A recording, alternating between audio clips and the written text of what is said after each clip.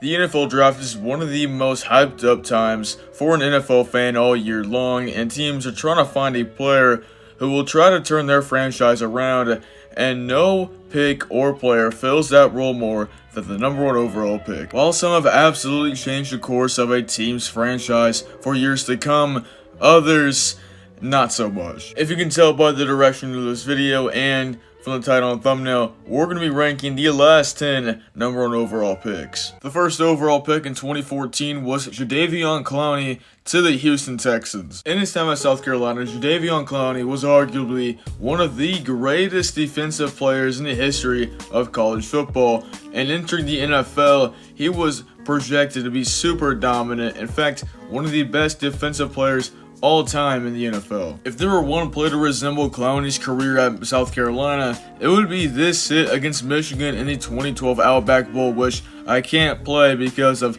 stupid copyright reasons, but if you've never seen this before or you just want a refresher, go look it up real quick and then come back to this video because I need runtime. But with his size and his dominance in college, many people predicted Jadeveon Clowney could someday become one of the greatest defensive players in NFL history. And that's why the Houston Texans took him number one overall in 2014. He was without a doubt the best prospect in that year's draft. Clowney wasn't bad through his first 5 seasons. He made 3 straight Pro Bowl teams, including making the All-Pro second team in 2016. However, in 2019, Clowney was traded to the Seahawks over a contract dispute, and since then, he's just been a shell of himself. He's been injury prone, but in 2023, last season, he had his best season in a long time, and he was a reason why the Ravens were so good last season. For Clowney's career, I'm going to give him a B. He's stuck around, he hasn't been bad, but he also hasn't lived up to potential, and when you have guys like Khalil Mack and Aaron Donald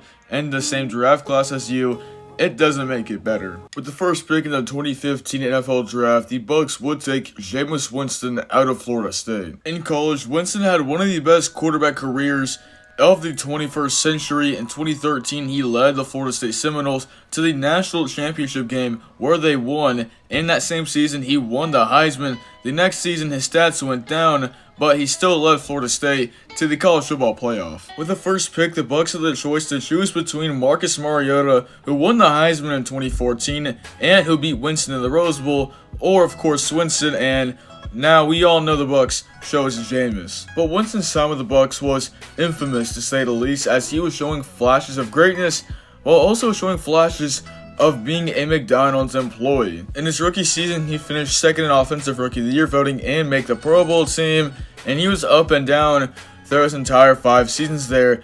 And his most infamous season came in 2019, and if there was a season to describe Jameis Winston, it would be this one, as he threw for over 5,000 yards, 33 touchdowns, and also 30 interceptions. After the Bucs signed Tom Brady, he'd go join the Saints, where in his second season there after Drew Brees retired, he was on pace to have his best season ever. But through midway through the season, he tore his ACL, and he really hasn't been the same since. In 2022, they benched him after just a few games, and he's just been off and on the field since then, and hopefully he can turn it back up with the Browns, and I think he can. For Winston's career, I'm going to have to give him a C grading. He's been up and down his entire career. He's still really trying to find his footing in the league.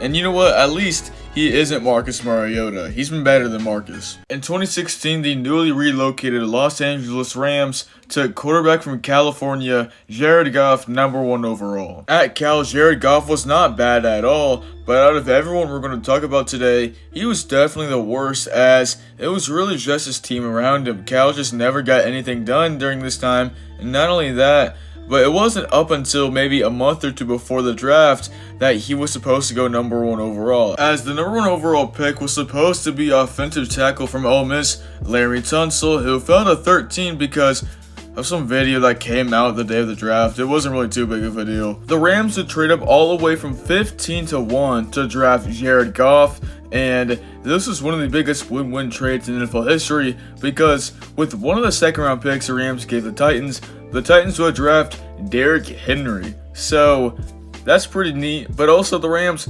looks like they found their QB1 for the future. As for his time with the Rams, in his rookie season, he was awful, had more picks and touchdowns, and he went 0 for 8 in his first 8 starts. but ever since then, he turned it on. He led the Rams to have one of the best offenses in 2017 and 2018, and in 2018 he was an MVP candidate and led the Rams to the Super Bowl, which they lost in one of the most boring games of all time. But then 2019 and 2020 hit, and he looked like a shell of himself. With Jared Goff's poor 2019 and 2020 outings, they realized they weren't going to win a Super Bowl with him, so they traded him to the Lions for Matthew Stafford.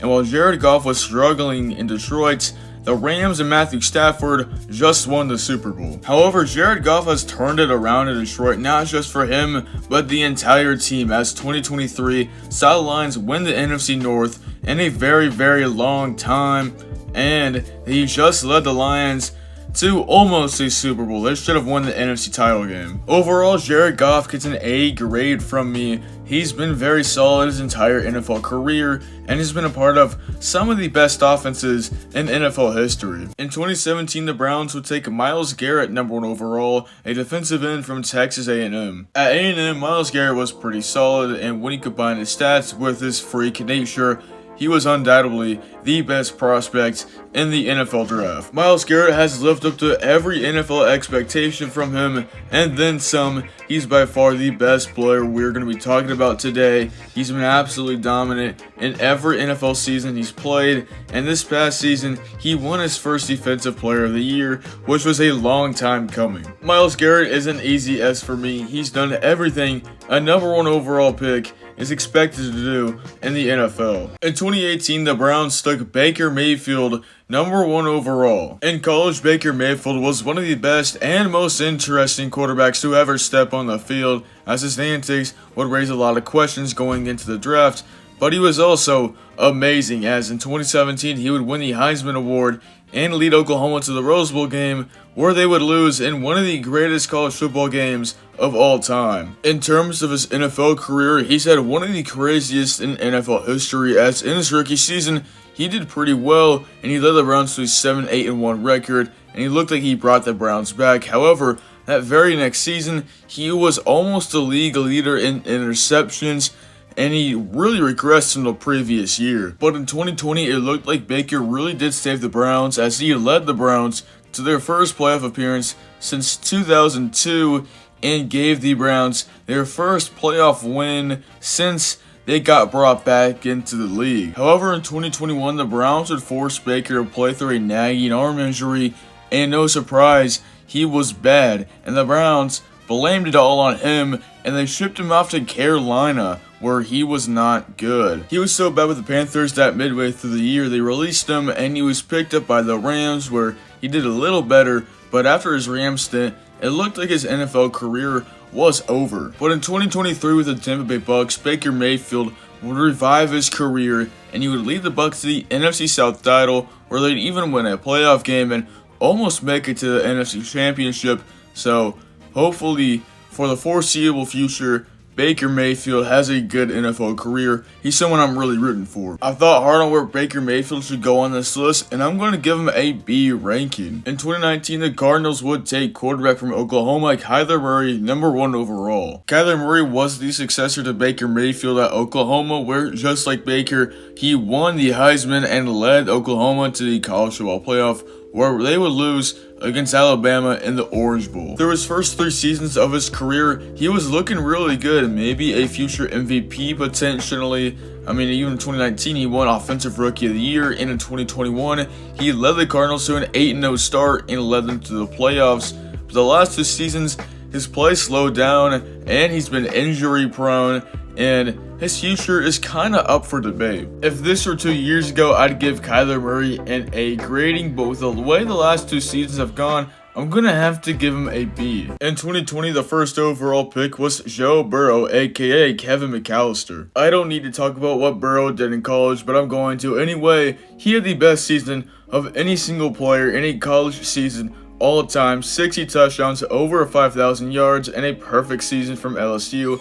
And this single season alone raised his draft stock from going from undrafted to #1 overall. Burrow has been phenomenal so far in his NFL career, as his rookie year was cut short due to an ACL injury, but that very next season he would lead the Bengals to the Super Bowl, where they would lose, and the next season after that he had an MVP caliber season where he'd yet again lead the Bengals to an AFC Championship game. However, in 2023, he had a finger injury, which cut his season short, and the Bengals missed the playoffs. Even though last season wasn't good, Joe Burrow has turned around this Cincinnati Bengals team almost immediately, as, like I said, just in his second year, he led the Bengals to the Super Bowl, and a lot of people are counting them out for 2024, but if I were you, I wouldn't do that. I'm giving Joe Burrow an A grade. If he's finished out this season and he played a little bit better, I probably would have put him in S tier, but like I said, don't count out Joe Burrow and the Cincinnati Bengals for 2024. In 2021, the Jags would take Trevor Lawrence #1 overall. At Clemson, Trevor Lawrence was phenomenal, and he was often compared to the next Peyton Manning, as immediately as a freshman he led Clemson to the national championship where they destroyed Alabama. In all 3 seasons, he was pretty close to winning the Heisman. So far, T-Law's NFL career has been up and down. As his rookie season, it doesn't count. He had Urban Meyer as his head coach, but his second season, he led the Jags to the playoffs and had a Pro Bowl season. But this last season was a little bit disappointing, but I believe he can get back on track. So far through T-Law's NFL career, I'm going to give him a C tier grading. It was that or a B. I couldn't really decide, but I am going to go with C. In 2022, the Jags would take Travon Walker #1 overall. Travon Walker was a part of one of the best defenses in college football history, but the pick at the time really didn't make sense since the best prospect in that draft was Michigan's Aiden Hutchinson, who was way better than Travon Walker, and in fact, he finished second place in Heisman voting that season. So far, Travon Walker has not been bad. In fact, in his sophomore season, he notched double-digit sacks, but when you look at Aiden Hutchinson, he has been better, and it looks like the Jags have so far made the wrong choice. So far, I'm giving Travon Walker a C tier grading. Maybe a B, but again, like Trevor Lawrence, I couldn't decide. And the last player we're going to be talking about is 2023 first overall pick, Bryce Young. Bryce Young was phenomenal at Alabama as his first full year starting in 2021. He won the Heisman and led Alabama to the national championship game. And that next season, he put up similar numbers, but Alabama wasn't as good, and they missed out on the college football playoff. But due to his size and Ohio State quarterback CJ Stroud having a good quarterback body, Bryce Young being selected #1 overall was kind of risky, but the Carolina Panthers were willing to take that risk. However, so far, it's looking like that risk is not paying off well, as Bryce Young just had a really bad rookie season. Even though it's not entirely his fault, his team is really bad, it's still a bad season. And when you look at CJ Stroud, who was picked 1 pick after Bryce Young, it looks like he's gonna lead the Texans to at least 1 Super Bowl, as he just won Offensive Rookie of the Year. I'm gonna give Bryce Young a D tier grading. Since he's only a rookie, I'm not putting him in F, but hopefully for Bryce Young, he continues to grow, and hopefully for him, his team gets better. Okay, I'm finally done making this video. I hope y'all liked it. By the way, thank y'all for a lot of the support. Been getting a lot of subscribers recently, and I have to go get a haircut. Bye.